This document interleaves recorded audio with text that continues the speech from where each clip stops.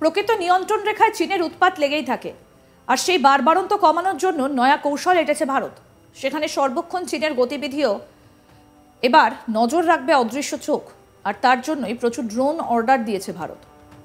চীনের যন্ত্রপাতি দিয়ে ড্রোন তৈরি করছিল, আর তা জানতে পেরে দেশীয় ড্রোন নির্মাতা সংস্থাগুলির বিরুদ্ধে এবার কড়া ব্যবস্থা নিল ভারতীয় সেনা।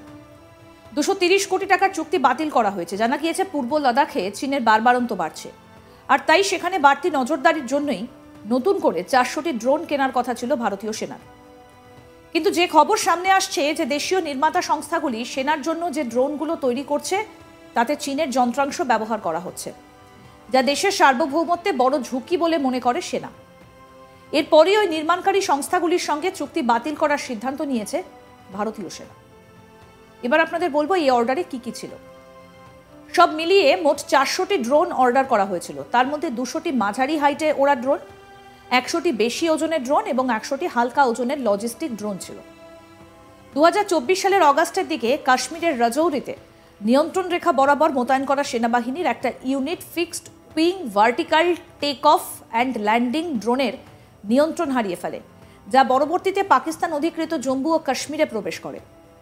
ঘটনার তদন্তের পর কর্তৃপক্ষ সামরিক গ্রেড ড্রোনগুলিতে চীনা উপাদান ব্যবহারের ওপর নিষেধাজ্ঞা জোরদার করে।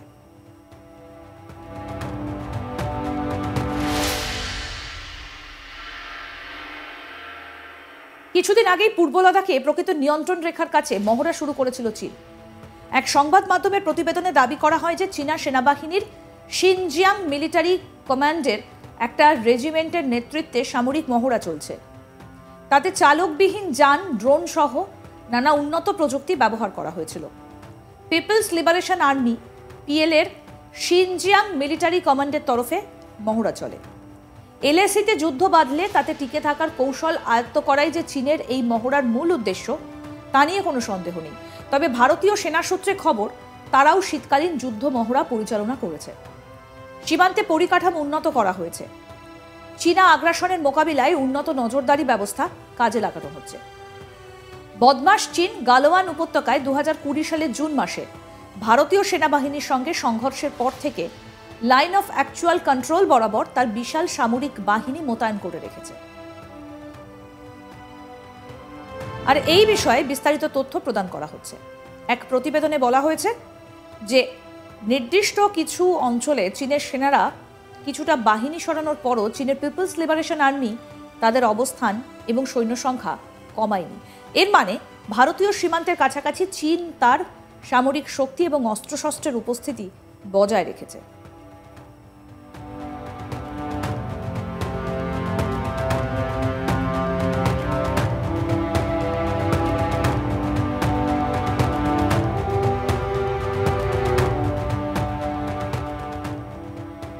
চীন এলএসি বরাবর শক্তি বজায় রেখে ওই অঞ্চলের স্থিতিশীলতা এবং ভারসাম্যকে আরো জটিল করে তুলেছে।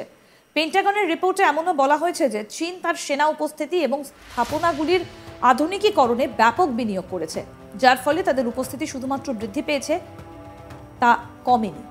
বিশেষজ্ঞরা মনে করেন এলএসি বরাবর চীনের শক্তির প্রদর্শন কেবল ভারত নয়, বরং পুরো দক্ষিণ এশিয়া এবং সমগ্র প্রশান্ত মহাসাগরীয় অঞ্চলে নিরাপত্তা পরিস্থিতি আরো জটিল করে তুলেছে। 2020 সালে গালওয়ানে ভারতীয় সেনার সঙ্গে চীনের পিএলএ বাহিনীর সংঘর্ষ বাধে। তারপর থেকে দুদেশের মধ্যে সম্পর্ক ক্রমশ তিক্ত হয়ে উঠেছে। এর জন্য আন্তর্জাতিক সীমান্তে অশান্তির জন্য চীনের কাজকর্মই দায়ী, সংসদের নিম্নকক্ষে জানিয়েছেন বিদেশমন্ত্রী। তিনি বলেন 2020 সালের এপ্রিল-মে মাসে পূর্ব লাদাখের কয়েকটি পয়েন্টে বিপুল সংখ্যায় বাহিনী মোতায়েন করেছিল চীনের, ফলে মুখোমুখি সংঘাত বাধে। গালওয়ান উপত্যকায় সংঘর্ষের ঘটনা আমাদের বুঝিয়ে দিয়েছে যে এই অবস্থায় শুধু যে মৃত্যু হতে পারে তাই নয়, এর মোকাবিলায় সীমান্তে শক্তিশালী অস্ত্রের সম্ভার রাখাটাও জরুরি। তবে দুদেশের মধ্যে লাগাতার কূটনৈতিক আলোচনার মাধ্যমে সম্প্রতি ভারত চীন সম্পর্ক কিছুটা উন্নতির দিকে গিয়েছে। সাম্প্রতিক ঘটনাবলী যা ক্রমাগত কূটনৈতিক ব্যস্ততার প্রতিফলন ঘটায়, ভারত চীন সম্পর্ককে কিছুটা উন্নতির দিকে নিয়ে গিয়েছে। তিনি বলেন, আগামী দিনগুলিতে আমরা সীমান্ত এলাকায় কর্মকাণ্ডের উত্তেজনা হ্রাস এবং কার্যকর ব্যবস্থাপনা উভয় বিষয়েই আলোচনা করব। বিচ্ছিন্নতা পর্বের সমাপ্তি এখন আমাদের দ্বিপাক্ষিক আলোচনার অন্যান্য দিকগুলিতে ফোকাস করতে সক্ষম করে। এরপরই ডি-এসকালেশন নিয়ে এগোতে চায় দিল্লি। পরবর্তী অগ্রাধিকার হবে ডি-এসকালেশন বিবেচনা করা, যা এলএসি বরাবর সৈন্য জমায়েতে সমাধান করবে। তাৎক্ষণিক অগ্রাধিকার ছিল ফ্রিকশন পয়েন্ট থেকে ডিসএঙ্গেজমেন্ট নিশ্চিত করা, এটি সম্পূর্ণরূপে অর্জন করা হয়েছে।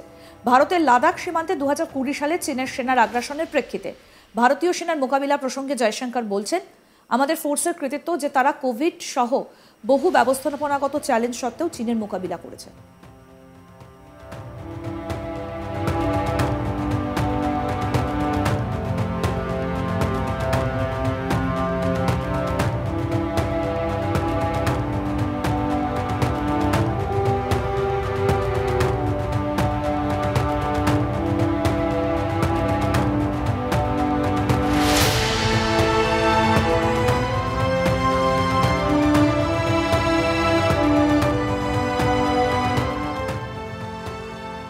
প্রকৃত নিয়ন্ত্রণ রেখায় চীনের উৎপাত লেগেই থাকে, আর সেই বারবারন্ত কমানোর জন্য নয়া কৌশল এঁটেছে ভারত।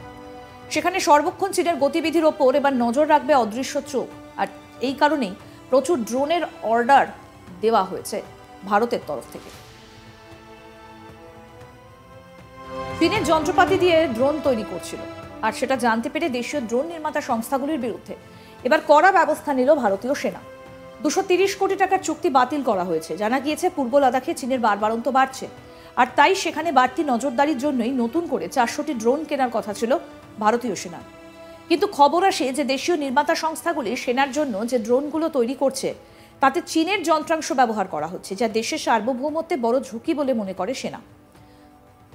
এরপরই ওই নির্মাণকারী সংস্থাগুলির সঙ্গে চুক্তি বাতিল করার সিদ্ধান্ত নেয় ভারতীয় সেনা। এই অর্ডারে কি কি ছিল? সব মিলিয়ে মোট 400টি ড্রোন অর্ডার করা হয়েছিল। তার মধ্যে 200টি মাঝারি হাইটে ওড়া ড্রোন, 100টি বেশি ওজনের ড্রোন এবং 100টি হালকা ওজনের লজিস্টিক ড্রোন ছিল। 2024 সালের অগাস্টের দিকে কাশ্মীরের রাজৌরিতে নিয়ন্ত্রণ রেখা বরাবর মোতায়েন করা সেনাবাহিনীর একটা unit fixed wing vertical take off and landing ড্রোনের নিয়ন্ত্রণ হারিয়ে ফেলে, যা পরবর্তীতে পাকিস্তান অধিকৃত জম্মু ও কাশ্মীরে প্রবেশ করে। ঘটনার তদন্তের পর কর্তৃপক্ষ সামরিক গ্রেড ড্রোনগুলিতে চীনা উপাদান ব্যবহারের ওপর নিষেধাজ্ঞা জোরদার করে।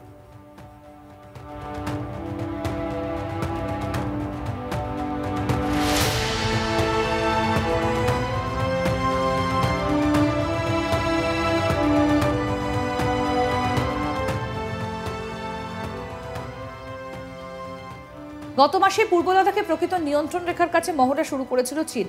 এক সংবাদ মাধ্যমের প্রতিবেদনে দাবি করা হয় যে চীনা সেনাবাহিনীর শিনজিয়াং মিলিটারি কমান্ডার একটি রেজিমেন্টের নেতৃত্বে সামরিক মহড়া চলছে। তাতে চালকবিহীন যান, ড্রোন সহ নানা উন্নত প্রযুক্তি ব্যবহার করা হয়েছিল। পিপলস লিবারেশন আর্মির শিনজিয়াং মিলিটারি কমান্ডের তরফে মহড়া চলে। এলএসিতে যুদ্ধ বাঁধলে তাতে টিকে থাকার কৌশল আয়ত্ত করাই যে চীনের এই মহড়ার মূল উদ্দেশ্য, তা নিয়ে কোনো সন্দেহ নেই। তবে ভারতীয় সেনা সূত্রে খবর, তারাও শীতকালীন যুদ্ধ মহড়া পরিচালনা করেছে। সীমান্তে পরিকাঠামো উন্নত করা হয়েছে। আরও আপডেট পেতে দেখতে থাকুন আজ তাক বাংলা। সাবস্ক্রাইব করুন, নোটিফিকেশন পেতে বেল বাটন অপশন প্রেস করুন, হোয়াটসঅ্যাপে ফলো করুন আজ তাক বাংলা। ভিডিওটা লাইক করুন, শেয়ার করুন, কমেন্ট করুন।